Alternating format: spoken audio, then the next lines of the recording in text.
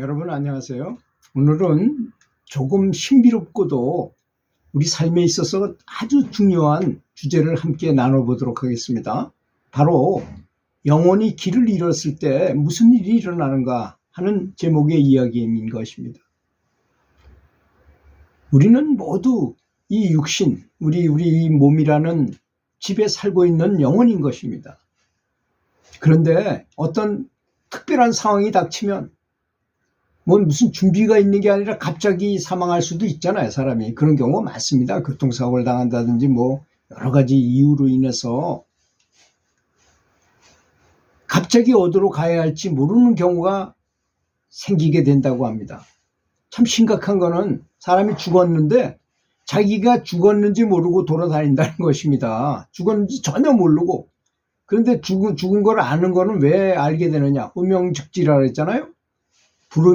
내 이름을 부르면 저 천리 밖에서 불러도 탁 그쪽으로 나타난다는 것입니다. 그걸 호명즉지라고 말하잖아요. 그때 딱 가보면 내 시신을 두고서 사람들이 막 울고 있어. 나는 여기 있는데 왜 저거는 내 몸인데 이렇게 생각한답니다. 나는 여기 있는데 왜 사람이 저걸 보고 우느냐고 그렇게 생각한대요. 그때 내가 죽었다고 알 수 있고, 두 번째는 거울을 본답니다. 거울을 보면 내가 안 보여.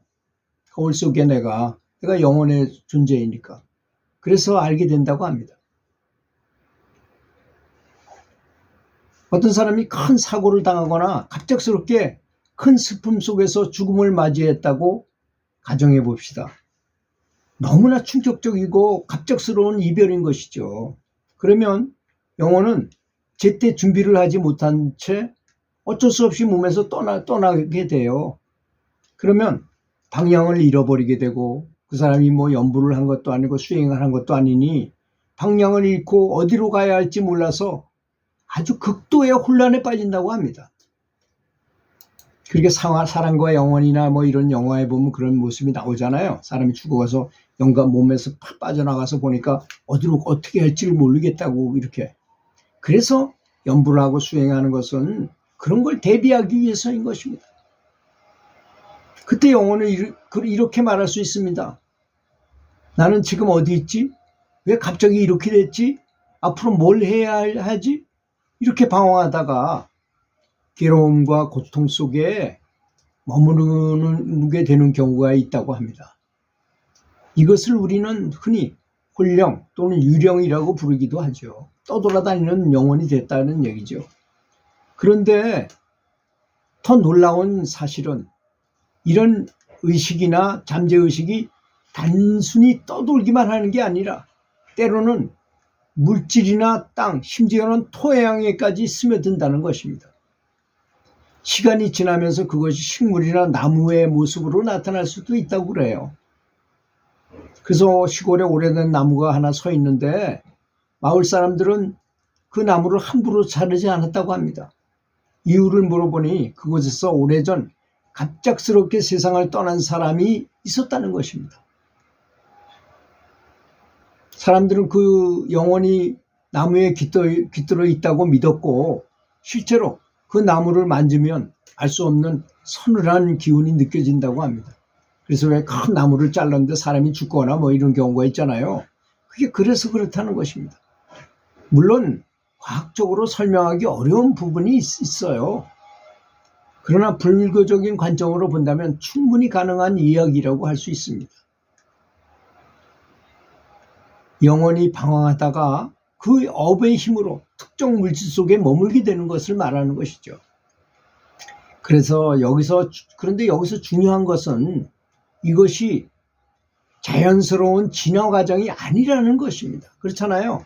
우리는 자연스럽게 진화해가지고 더 좋은 곳으로 가고 우리의 본향으로 돌아가기에 원래 그렇게 세팅되어 있는 인간의 과정인데, 이건 자연스럽지 못한 과정으로 잘못된 것입니다. 업 때문에, 즉 그동안 지은 원인과 결과 때문에 억지로 다른 형태로 변하게 된 것을 말하는 것입니다. 그래서 그런 식물이나 나무는 단순히 푸른 생명처럼 보일지 몰라도 내면에는 고통이 남아 있는 것이죠. 여러분, 이런 이야기를 들으면 어떤 생각이 드십니까? 아마 죽음은 어떻게 맞이하느냐가 참 중요하구나 하고 느끼실 것입니다. 그렇다면 질문이 하나 생깁니다. 우리가 그렇게 방황하지 않고 영원히 집으로 잘 돌아가려면 어떻게 해야 될까요? 답은 간단하지요.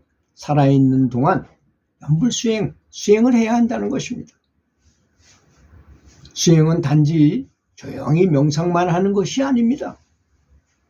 우리가 매일 마음을 스스로 정화하고 신구의를 정화하라 그랬잖아요. 생각과 말과 행동입니다. 이게 다 같은 거죠. 원래 생각이 제일 중요한 거죠. 생각에서 말이 나오고 말을 자주 하다 보면 행동으로 옮겨지고 하는 것이니까. 이걸 정화해야 된다는 것입니다. 집착을 내려놓고 자비심을 키우는 것이 바로 수행이지 않겠습니까? 예를 들어서 매일 잠들기 전에 감사 기도를 올린다고 해봅시다. 오늘 하루를 살게 해주셔서 감사합니다. 제 마음이 더 맑아지고 사랑으로 가득 차게 해주십시오. 부처님, 이런 작은 습관이 쌓이면 우리가 죽음을 맞이할 때도 두려움이 사라지고 길을 잃지 않게 된다는 것입니다.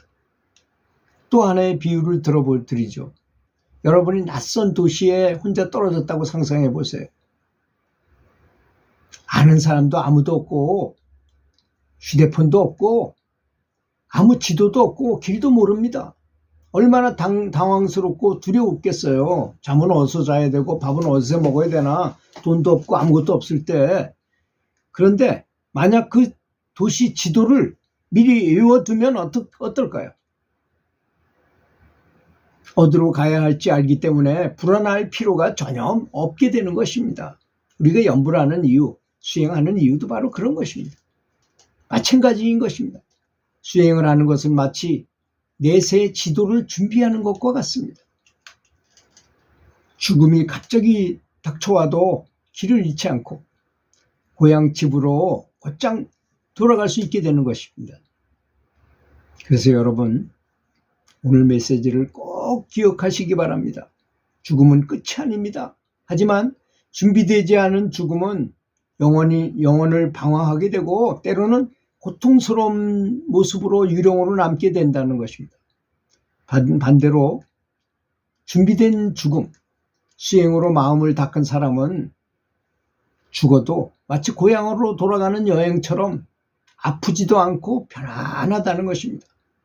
그러니 지금 이 순간부터라도 마음을 돌보고 연불하는 삶을 시작하시기 바랍니다. 들어주셔서 감사합니다.